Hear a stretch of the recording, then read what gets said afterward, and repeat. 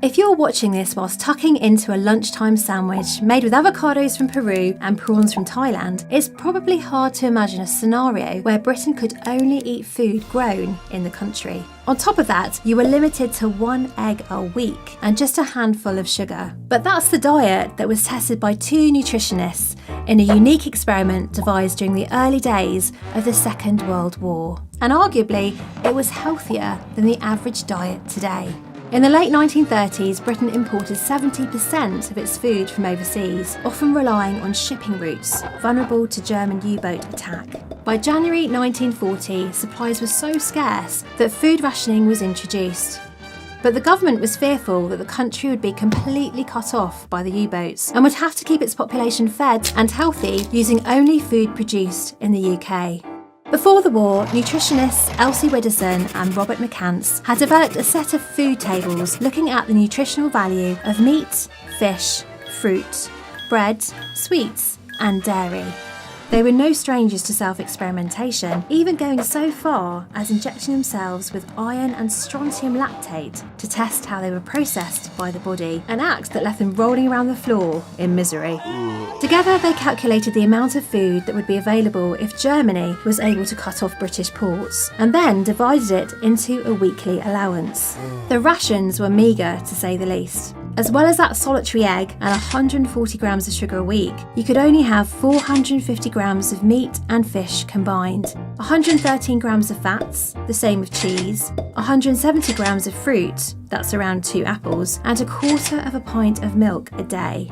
British-grown vegetables and bread weren't restricted, but the rationed foods represented less than half, and in some cases less than a third, of the average weekly consumption in Britain before the war began. It was enough to survive, but would it be enough to maintain fitness in the long term? Widdowson and McCants put their bodies on the line to find out. In January 1940, they headed to the Lake District, where they tested the diet whilst on a rigorous regime of cycling and mountain climbing. On their return, they delivered a report to the government, confirming that health and fitness could be maintained under this severe diet. They did, however, note a remarkable increase in flatulence. The extreme diet Widdowson and McCants tested wasn't actually needed in the end because sufficient imports from the US managed to get to Britain throughout the war. But it proved that the population would be able to manage on it, and their findings were a key influence behind the government's decision to leave bread and vegetables unrationed. Happy days if you liked potato sandwiches. The rationing that was introduced delivered around 3,000 calories a person a day, with some manual labourers receiving extra. Nevertheless, the diet was often bland. Thanks to the Ministry of Food, households were inspired to create such culinary delights as a Woolton pie, a mix of swede, turnip and cauliflower covered with short crust pastry or mashed potato. It's fair to say it wasn't much loved. Blandness wasn't the only issue.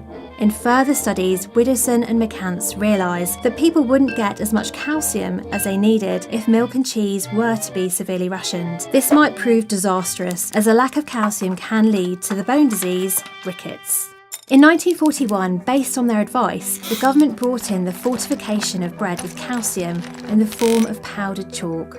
This ensured people got enough of the mineral in their diet, despite the restrictions on dairy. Food rationing lasted until 1954, but even after it ended, bread continued to be fortified with calcium. It's still the case in the UK today if you're wondering who to thank for your healthy bones. Whilst rationing wasn't easy for Britain, it got the nation through a wartime crisis in pretty good shape. And arguably, even McCants' and Widdowson's extreme diet was healthier than our average diet today, so dominated by high fat, high sugar, and high salt foods. The pair continued to demonstrate that they were prepared to go the extra mile in the name of science. Widdowson famously found a dead baby seal on a beach in Scotland, which she drove back to Cambridge in the boot of her car in order to further her research into body fat composition. Widdowson's and McCants' legacies live on, and not just in terms of nutrition. When she died, Widdowson left money to enable female scientists to balance their research with family life, supporting the next generation of pioneering women to help solve our complex scientific problems today.